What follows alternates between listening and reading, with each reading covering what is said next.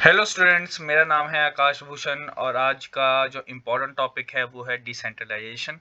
और डिसेंट्रलाइजेशन ये मैंने आपको पिछली वीडियो में भी बताया था कि ये डेलीगेशन जो है जो छोटा पार्ट है और इससे बड़ा पार्ट आएगा डिसेंट्रलाइजेशन। तो डेलीगेशन का मतलब वो था कि एक जो सुपीरियर है अपना काम सबॉर्डिनेट के साथ शेयर करता है, जबकि डिसेंट्रलाइजेशन एक अथॉरिटी ही है जो टॉप मैनेजमेंट लेती है कि उसके कंपनी को या उसके बिजनेस को डिसेंट्रलाइज्ड होना चाहिए या सेंट्रलाइज्ड होना चाहिए। तो बेसिकली इस डिसेंट्रलाइजेशन में डिपार्टमेंट्स बट जाते हैं जिसमें काम ऑब्वियस है वो भी बटेगा। तो डिसेंट्रलाइजेशन बड़े लेवल पे है जबकि डेलीगेशन जो है वो छोटे लेवल पे है। तो आइए देखते हैं कि मीनिंग क्या है। देखिए, हर एक ऑर्गेनाइजेशन में जो टेकिंग डिसीजन है वो इम्पोर्टेंट रोल है। तो कोई डिसीजन चाहता कोई जो मैनेजमेंट चाहती है, ये चाहती है कि भाई खुद ही डिसीजन ले, टॉप मैनेजमेंट ही सारे के सारे डिसीजन ले। जहां पे टॉप मैनेजमेंट खुद ही सारे के सारे डिसीजन लेती है तो उस चीज को हम बोलते हैं सेंट्रलाइज्ड ऑर्गेनाइजेशन। ठीक है। और जहां पे ऑर्गेनाइजेशन अपने अथॉरिटी को शेयर किया जाता है, जहां पे वो अपनी अथॉरिटी को शेयर कर देते हैं लोअर लेवल तक, उस चीज को हम बोलते हैं डिसेंट्रलाइजेशन। तो डिसेंट्रलाइजेशन कुछ इस तरीके से आप जान सकते हो, अपने काम को डिवाइड कर देना, रिस्पॉन्सिबिलिटीज को डिवाइड कर देना ताकि कि बेस्ट रिजल्ट निकल के आ सके। तो सेंट्रलाइजेशन का मतलब पता लग गया आपको कि सेंट्रलाइजेशन का मतलब क्या है कि अथॉरिटी, हायर अथॉरिटी जो होगी वो सारे के सारे डिसीजन लेगी तो वो सेंट्रलाइज्ड है। जहां पे अथॉरिटी डेलीगेट की जाएगी लोअर लेवल तक, उस चीज को हम बोलेंगे डिसेंट्रलाइजेशन। ठीक है। तो कंप्लीट अगर सेंट्रलाइजेशन की बात करें तो सारे के सारे डिसीजन जो होंगे वो इंपॉर्टेंट होंगे, इसलिए मैनेजमेंट खुद ही लेना चाहती है।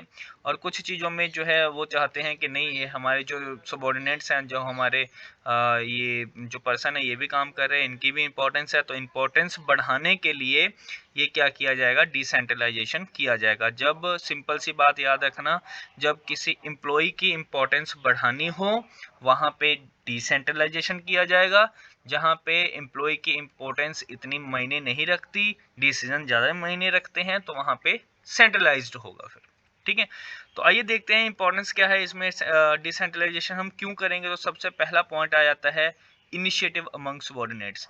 तो बेसिकली अगर लोअर लेवल को आप काम दोगे, फ्रीडम दोगे कि आप डिसीजन ले सकते हैं, तो वो इनिशिएट होके खुद ही काम करेंगे और जितनी भी गलतियां हैं खुद ही सुधारेंगे और आपसे बार बार पूछने नहीं आएंगे कि इसमें अब क्या करना है, इसमें क्या करना है। आपको बस मतलब होना चाहिए कि काम होने से वो काम आपको करके देंगे। ये इंपॉर्टेंस है डिसेंट्रलाइजेशन का। दूसरा पॉइंट है कि develop managerial talent for future. उनको अगर आप काम दोगे, उनके ऊपर आप विश्वास रखोगे, तो वो क्या करेंगे, अपने स्किल्स को और सुधारेंगे। वो अपने स्किल्स को सुधारेंगे, असाइनमेंट्स वगैरह कंप्लीट करेंगे, जो भी उनको रिस्पॉन्सिबिलिटी जो मिली है उस अकॉर्डिंग वो काम करेंगे ताकि कि उनको जो है फ्यूचर के लिए टैलेंट भी उनका बढ़ेगा, एक्सपीरियंस भी बढ़ेगा और आगे से वो और अच्छे तरीके से काम भी कर सकते हैं। उसके बाद फिर क्विक डिसीजन ऑब्वियस है, अगर आप सेंट्रलाइज्ड इकोनॉमी हो या सेंट्रलाइज्ड ऑर्गेनाइजेशन हो तो वहाँ पे क्या है कि आपके सारे के सारे डिसीजन कोई एक पर्सन लेगा, तो वहाँ पे डिले होने के चांसेस हैं। अगर आप चाहते हो कि डिसीजन जल्दी से जल्दी हो तो अपनी ऑर्गेनाइजेशन को क्या कर दो, डिसेंट्रलाइज्ड कर दो ताकि कि आप अच्छे से काम कर सकते हो। ठीक है। उसके बाद वाला पॉइंट आ जाता है relief to top management. Obvious है, यहाँ पे आपने अपना काम बांट दिया। अगर आपने अपना काम बांट दिया है तो टॉप मैनेजमेंट के पास और भी कोई काम होंगे जो कि उसके ऊपर फोकस करेंगे, जबकि अगर सेंट्रलाइज्ड हो तो वो सारे के सारे डिसीजन खुद ही लेंगे, तो बर्डन एक होगा और उसके साथ साथ क्या है कि उनको डिसीजन मेकिंग में शायद कुछ तकलीफ हो, तो ये भी पॉसिबल हो सकता है। उसके बाद आता है फैसिलिटेट ग्रोथ। अगर आप अपना काम बांट रहे हो लोअर लेवल तक तो डिविजनल डिपार्टमेंट्स आपने बना रखे हैं और उस डिपार्टमेंट्स के हेड बना रखे हैं, जहां पे आपको पता है कि कौन सा हेड क्या काम कर रहा है। ये सारी चीज़ें जो होंगी, इसमें क्या है कि हर पर्सन अपनी प्रोडक्टिविटी को इंक्रीज करना चाहेगा, अपना बेस्ट देना चाहेगा, तो ऑब्वियसली फैसिलिटेट टू ग्रोथ जो है, ग्रोथ होने के चांसेस काफ़ी ज़्यादा होते हैं, चाहे वो पर्सन खुद अपनी ग्रोथ के बारे में सोचे या ऑर्गेनाइजेशन की ग्रोथ के बारे में सोचे।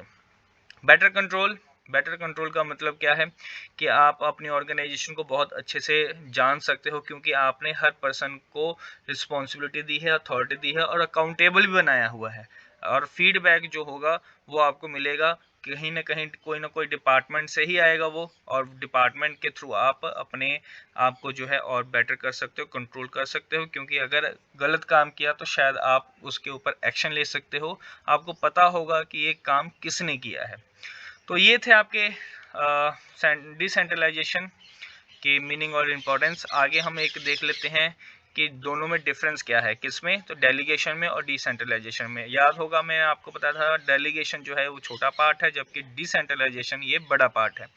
तो यहाँ पे डेलीगेशन कंपलसरी होती है, क्योंकि ऑब्वियस है आप अगर काम कर रहे होगे, ज़्यादा काम अगर किसी दिन है तो आप किसी अपने सबॉर्डिनेट को जो है बोल सकते हो कि यार ये काम कर दे, आज का काम जो है ज़्यादा है। जबकि डिसेंट्रलाइजेशन ये ऑप्शनल है, टॉप मैनेजमेंट चाहे तो खुद के ऑर्गेनाइजेशन को डिसेंट्रलाइज्ड करे या सेंट्रलाइज्ड करे, वो उसकी अपनी मर्जी है। फ्रीडम ऑफ एक्शन, यहाँ पे मोर कंट्रोल जो होगा वो सुपीरियर का होगा, कम इम्पोर्टेंस जो होगी वो सबॉर्डिनेट की होगी, क्योंकि डिसीजन उसने खुद ही लेने हैं, सुपीरियर नहीं लेने हैं।